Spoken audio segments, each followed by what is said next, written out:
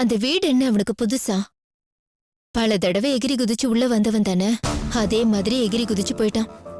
ஒவ்வொருத்தரையா கொலை பண்ற நோக்கத்தோட உள்ள வந்திருக்கான். அதான் இன்னைக்கு ரொம்ப ஈஸியா போயிட்டான். இன்னைக்கு இல்லைன்னா நாளைக்கு, நாளைக்கு இல்லைன்னா நாளான்னைக்கு, ஆனா நிச்சயமா ஒரு நாள் அவன் மாட்டியே தீருவான். அன்னைக்கு அவன் அரெஸ்ட் ஆவான். என் கவலை என்னன்னா, இந்த சந்திரனோட அந்த வீரா எப்படி செட்டு சேர்ந்தான் தான் எனக்கு புரிய மாட்டேங்குது.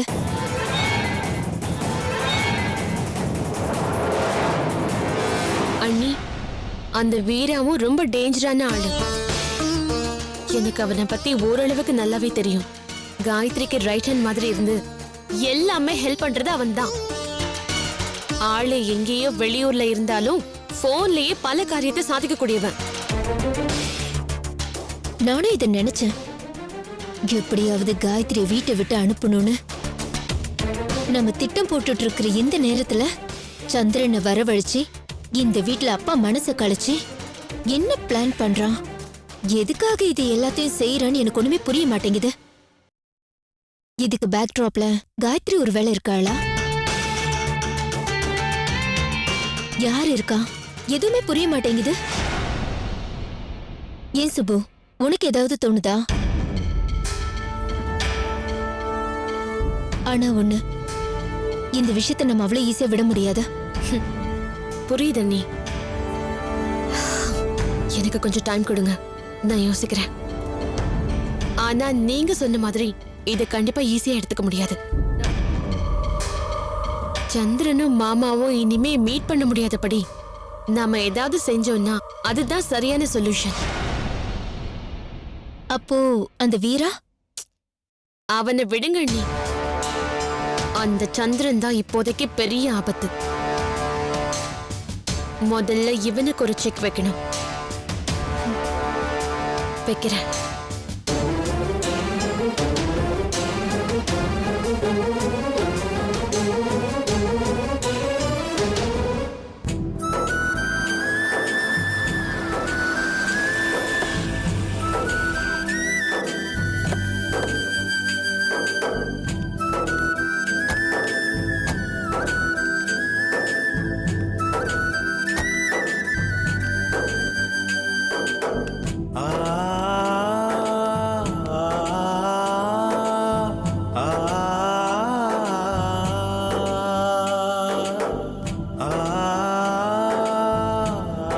பார்த்து மெது.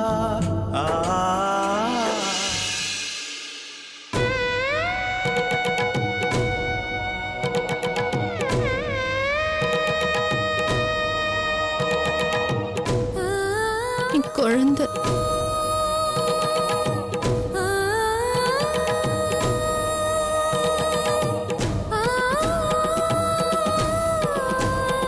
குழந்தை. சூர்யா, காயத்ரியை மேல கூட்டிட்டு போப்பா. சரிப்பா. சூர்யா, வாமா போலாம். வாமா. அவளை குழந்தை வாமா கூட்டிட்டு காயத்ரி. போய் படுக்க வைப்பா. வா. அவ ரெஸ்ட் எடுக்கட்டும். குழந்தை வா போலாம். காயத்ரி வா. காயத்ரி குழந்தை.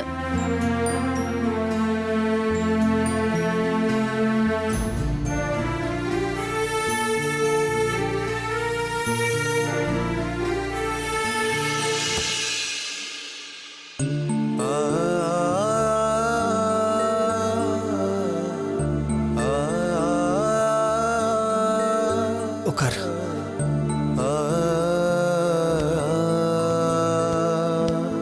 வாமா உட்கார். குழந்தை படுத்துக்கோமா. பார்த்து பார்த்து. ஆ.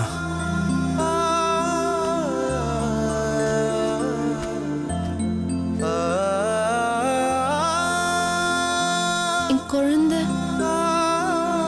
காயத்ரி குழந்தை உனக்கு ஒன்றும் இல்லைம்மா.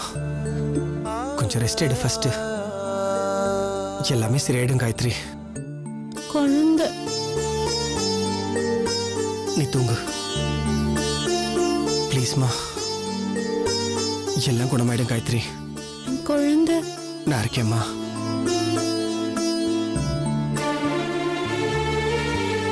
தூங்குமா. கண்ணை மூடு. என் குழந்தை. நான் சொல்றத கேளு.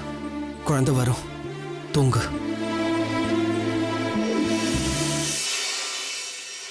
சேவ் ஆயிடுச்சுப்பா. டேய் சூர்யா, நீ காயத்ரி பக்கத்திலே இருக்க வேண்டியதானடா. அவ தூங்குற வரைக்குமாச்சும் நீ அவ பக்கத்திலே இருக்கணும்டா. இல்லப்பா, அவளை தூங்க வச்சு தான் வரேன். எனக்கு ரொம்ப கவலையா இருக்குப்பா. அவ இந்த மாதிரி இருக்கிறது நல்லதுக்கல்ல. அம்மா, டாக்டர் என்ன சொன்னாங்க? என்ன சொல்றதுன்னே தெரியலம்மா. காயத்ரி சரியா இல்ல, அது மட்டும்தான் உண்மை. அந்த ஃபிட்ஸ் வந்ததுக்கு அப்புறமா அவளோட நடவடிக்கை எல்லாம் ஒரு மாதிரியா தெரியுதுமா. சரியா பேச மாட்டேங்கிறா, சொன்னதையே திரும்ப திரும்ப சொல்லிக்கிட்டு இருக்கா, எங்கேயோ வெறிச்சு பாத்துக்கிட்டு இருக்கா, என்னமோ மாதிரி பாக்குறாமா. அத பாக்கும்போது எனக்கு எவ்வளவு பயமா இருக்கு தெரியுமா? சம்பந்திமா, பேசாம அவளை இன்னும் கொஞ்ச நாளைக்கு ஆஸ்பத்திரியிலேயே தங்க வச்சிருக்கலாமோன்னு எனக்கு தோணுது. டாக்டர் டிஸ்சார்ஜ் பண்றேன்னு சொன்னதோ நம்ம கூட்டிட்டு வந்தது சரியான்னு எனக்கு ஒரே குழப்பமா இருக்குமா. இல்லம்மா, இப்ப இருக்கிற சூழ்நிலையில காயத்ரி ஹாஸ்பிட்டல்ல இருந்து வீட்டுக்கு கூட்டிட்டு வந்ததுதான் நல்லதுன்னு எனக்கு தோணுது. தேவைப்பட்டா திரும்ப அவளை ஹாஸ்பிட்டல் கூட்டிட்டு போய் காட்டிக்கலாம், அதுல ஒண்ணும் பிரச்சனையே இல்லம்மா. ஆனா ஹாஸ்பிட்டல் சூழ்நிலையில இருந்து அவ வெளியில வந்தது ஒரு விதத்துல நல்லது. ஏன்னா கரு அங்கதானே கலைஞ்சது. இந்த விஷயம் அவளுக்கு தெரியக்கூடாதுன்னு நான் நினைச்சேம்மா. ஆனா இப்படி ஆயிப்போச்சு. பைத்தியக்காரா, இதெல்லாம் எப்படா தெரியாம இருக்கும்? மூடி மறைக்கிற விஷயமா இதெல்லாம்? மாப்பிள, உங்க ஆதங்கம் எங்களுக்கு புரியுது. ஆனா சிலதெல்லாம் சொல்லித்தான் தெரியணுங்கிற அவசியம் இல்ல. காயத்ரிக்கு உள்ளுணர்வு மாதிரி ஏதோ ஒண்ணு வேலை செஞ்சிருக்கு. இல்லனா எப்படி கனவுல குழந்தை வரும்?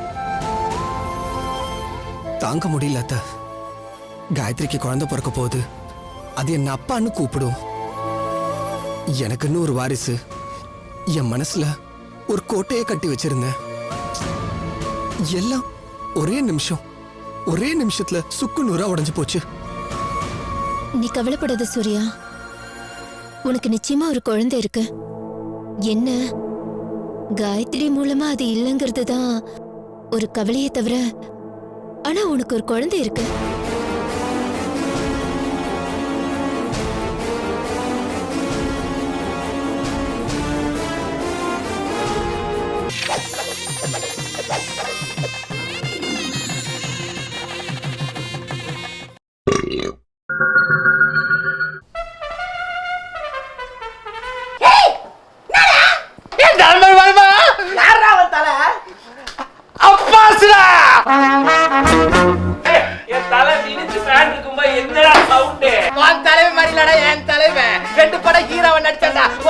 சீரியலுக்கு வந்தா 2 வாரத்துல தூக்குறாங்க. கக்கூஸ் வலம்பரத்துல அடிச்சு கம்பியா பண்ணிட்டவன்டா என் தலைவன். தெரியுமா உனக்கு?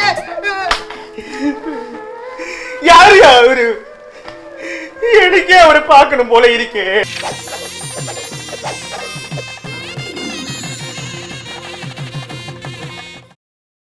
அம்மா, காயத்ரி நம்ம பத்திரமா பாத்துக்கணும்.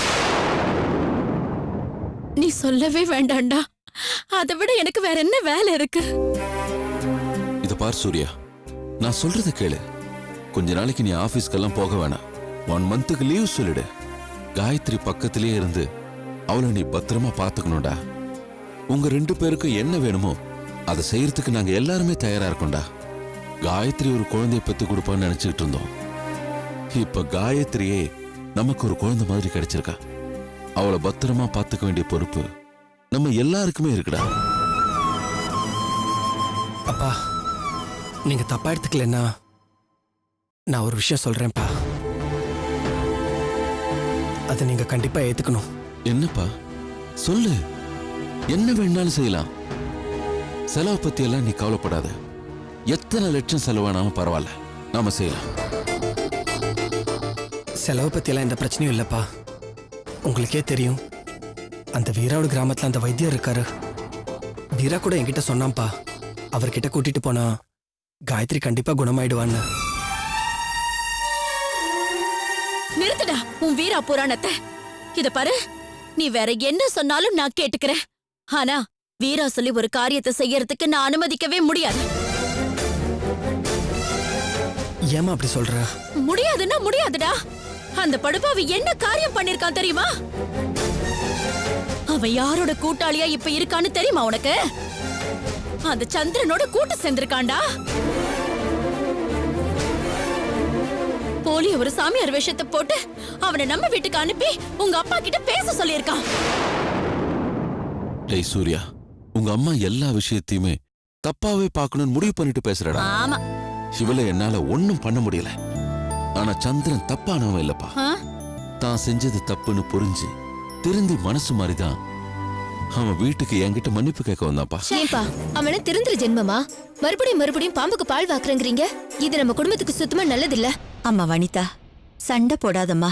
உங்க அப்பா எல்லா விஷயமும் தெரிஞ்சவரு, வயசுலயும் நம்ம எல்லாரையும் விட பெரியவரு. அவருக்கு சரின்னு படுறதுதான் அவரு செய்யறாருமா. உனக்கு அது பிடிக்கலனா தயவு செஞ்சு அதை அமைதியான முறையில கொஞ்சம் எடுத்து சொல்லுமா. இப்படி ஆத்திரப்பட்டு கோவிச்சுக்கிட்டு சண்டை போட்டுக்கிட்டு போதும்மா. இந்த வீட்ல இனிமே இன்னொரு கலவரம் நடக்க வேண்டாம். இத பார் சூர்யா, நீ என்ன வேணும்னாலும் சொல்லு, நீ என்ன வேணும்னாலும் செய். அதெல்லாம் ஏன்னு நான் கேட்கவே மாட்டேன். ஆனா இன்னொரு தடவை அந்த வீரா பேரை எடுத்த எனக்கு கெட்ட கோவம் வந்துரும் சொல்லிட்டேன். வீராவும் வேண்டாம், அந்த கிராமமும் வேண்டாம், அந்த வைத்தியரும் வேண்டாம், ஒரு மண்ணாங்கட்டியும் வேண்டாம். இங்க இருந்து என்ன பண்ண முடியுமோ அதை பண்ணா போதும். என் மருமகளை எப்படி குணப்படுத்துறதுன்னு எனக்கு நல்லா தெரியும்.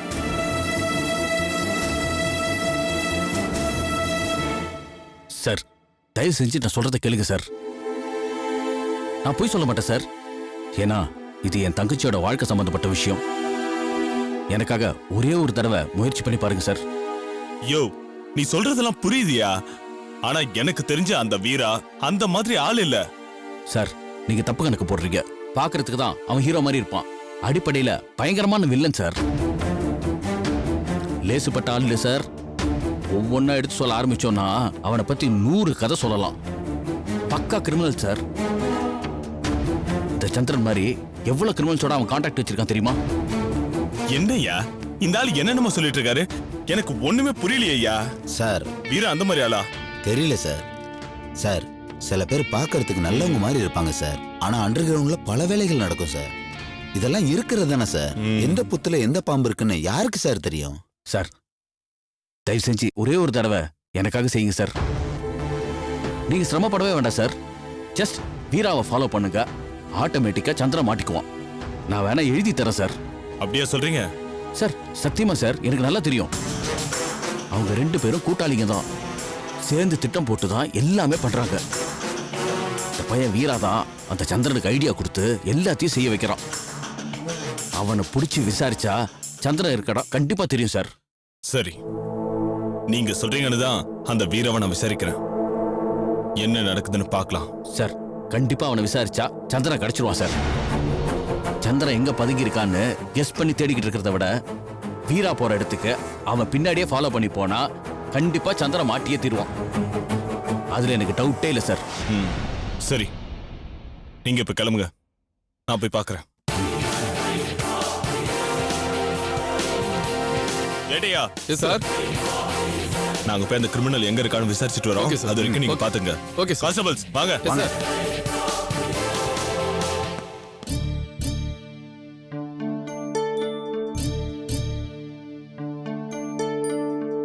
அப்பா,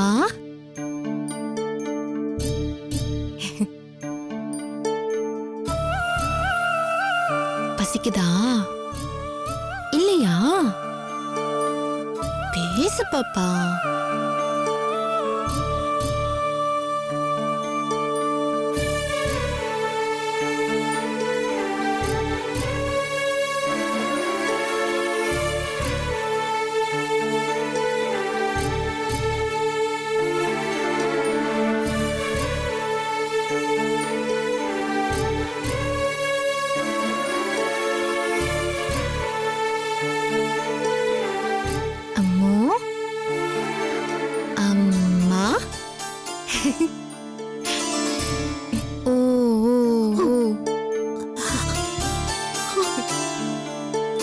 மாப்பிள, எவ்வளவு நேரம் தான் இதையே பாத்துக்கிட்டு இங்கேயே நின்னுகிட்டு இருக்க போறீங்க? தயவு செஞ்சு நீங்க ஆபீஸ்க்கு கிளம்புங்க. இங்க பாருங்க, காயத்ரியை நான் பாத்துக்கிறேன். மனசு வரமாட்டேங்குது அத்தை.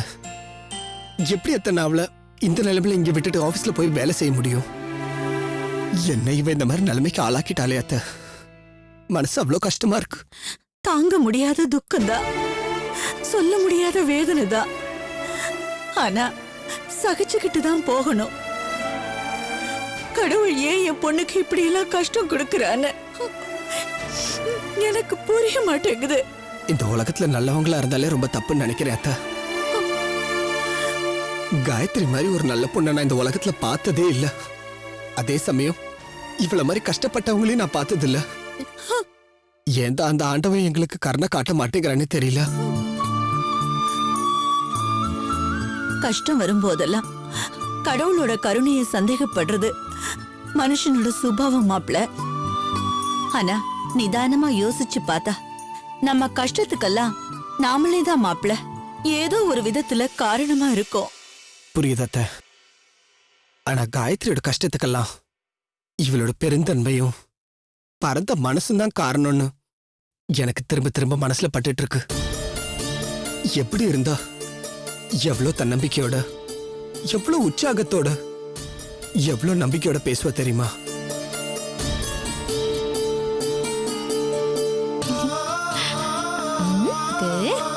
குழந்தைய ஞாபகப்படுத்தி நீ ஜாகிரதையாரு ஜாகிரதையாருன்னு நான் சொன்னப்பெல்லாம் எனக்கு ஒன்னும் ஆகாதுன்னு அடிச்சு பேசுவா. இவ பார்வையில் இருக்கிற தன்னம்பிக்கை சமயத்துல எனக்கு அவமானமா கூட இருக்கும் அத்தை. இவளுக்கு இருக்கிற தைரியமும் தன்னம்பிக்கையும் ஏண்டா எனக்கு இல்லாம போச்சுன்னு என் மனசுக்குள்ள நானே தன்னைத்தானே கேட்டுப்பேன். ஆனா குழந்தை செத்து போன துக்கத்துல இன்னைக்கு தானே ஒரு குழந்தை மாதிரி பொம்மையை வச்சு புலம்பிட்டு இருக்காளே.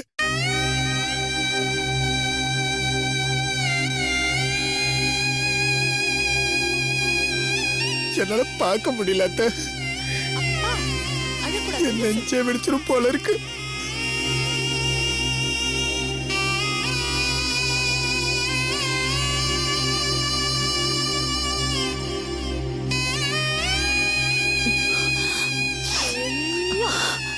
மாப்ள தயவு செஞ்சு மனசு தளர விடாதீங்க. இதெல்லாம் தற்காலிகமான பிரச்சனை தான். நிச்சயமா காயத்ரி குணமாயிடுவா.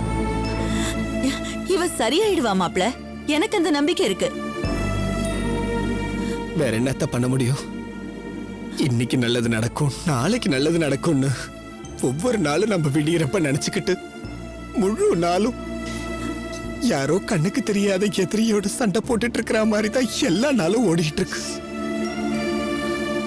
அப்படியெல்லாம் பேசாதீங்க மாப்ள. கண்டிப்பா காயத்ரி சரியாயிடுவா. என் வார்த்தையை நம்புங்க. தயவு செஞ்சு நீங்க ஆபீஸ்க்கு கிளம்புங்க. இல்லத்த, நான் ஆபீஸ் போகல. அப்பாவும் அதான் சொல்லியிருக்காரு. உங்க அப்பா கிட்ட நான் பேசிக்கிறேன் மாப்ள. தயவு செஞ்சு நீங்க கிளம்புங்க. நான் அவ கூடவே இருக்கிறேன்ல, பத்திரமா பாத்துக்கிறேன். டைம் ஆயிடுச்சு மாப்ள, நீங்க ஆபீஸ்க்கு கிளம்புங்க. சரி அத்தை. நான் காயத்ரிக்கு சாப்பாடு எடுத்துட்டு வரேன். காயத்ரி,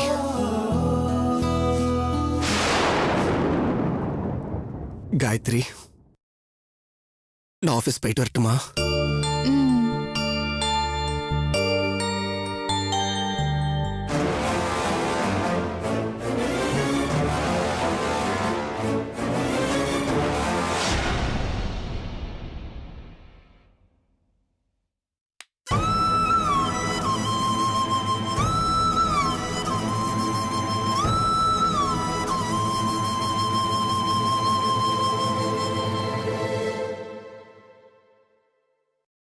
பாப்பாக்கு பாய் சொல்லிட்டு போங்க.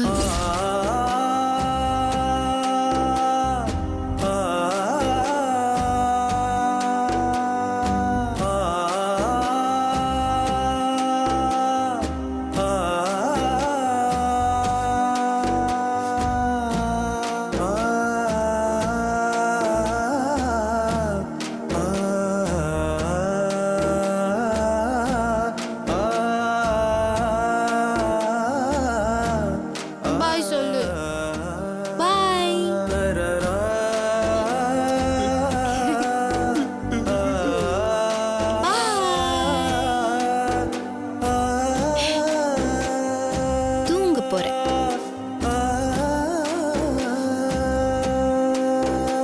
ஓ ஓ, ஓ.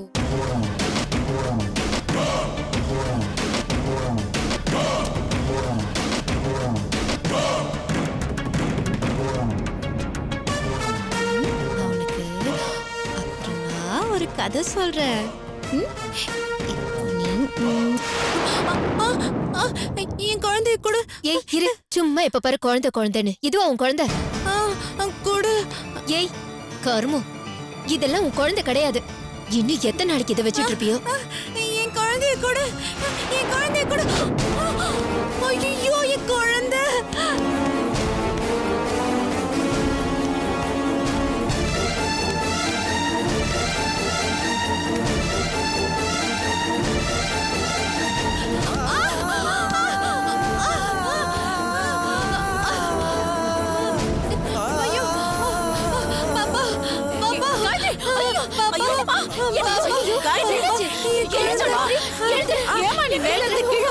என்னம்மா ஆச்சு? நான் கீழே இறங்கி ஒரு நிமிஷம் கூட ஆகல. அதுக்குள்ள என்னம்மா இந்த மாதிரி பண்ணிருக்க? ஐயோ என் குழந்தை. ஐயோ என் குழந்தை. குழந்தை.